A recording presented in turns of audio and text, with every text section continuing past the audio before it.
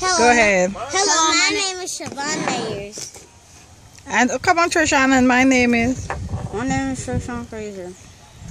Together we are studying the rocks.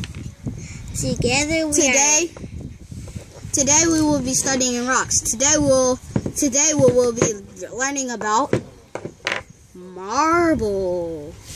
Marble is a very precious rock. We use it for everything we need. We use it for houses, statues, and even in our homes. We use it for tiles, and we even use it for counters. As you know, some things are made out of marble. Like statues, which I just stated. Like statues. Sometimes we can even make weapons out of them. But let me tell you the real thing about marble. Marble can come in many different colors and sizes, like all rocks. But as my associate, Sharon Mayers, she will tell us about how this rock looks. How this rock looks. This rock looks very shiny because it is made out of marble.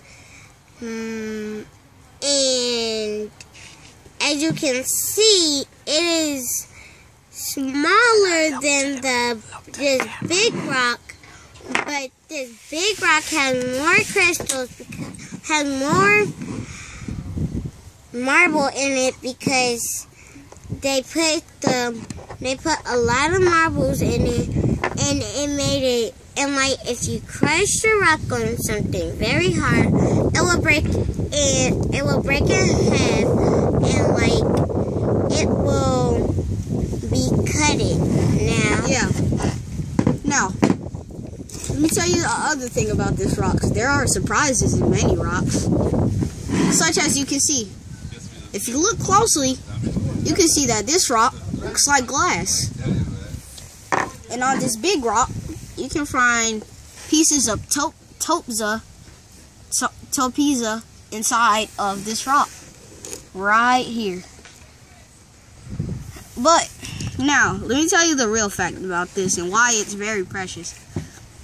See, the average rocks of people on the United States that use either marble or fine gold or silver.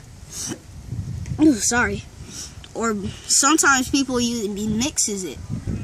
Like sometimes when you find granite rocks,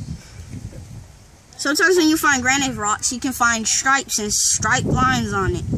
Sometimes rock can be infused into each other.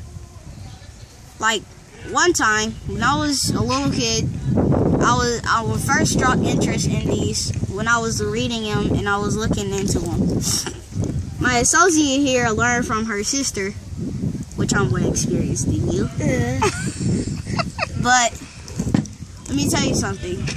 Rocks are let me tell you the natural things that happens to rocks. See, this wasn't always a big block of marble. It wasn't this small. And this wasn't actually this small. Because there's this thing called weathering. Weathering, see look, there's air weathering, water weathering, and natural weathering. First, we're gonna talk about water weathering. See, people can split rocks in half by water weathering. When you do it, this is what happens. I think this is the water. I can't see it. This is the water. So when there's a big rock, and over like time or millions of years, the rocks can split in half over time. See, it's called water cutting. Water cutting you can use as a technique sometimes. The water splits into a crack, and then sometimes it just erodes away and it breaks. But we don't have this much time, so let me tell you something real fast. It's called ice weathering. When a lot of water drops inside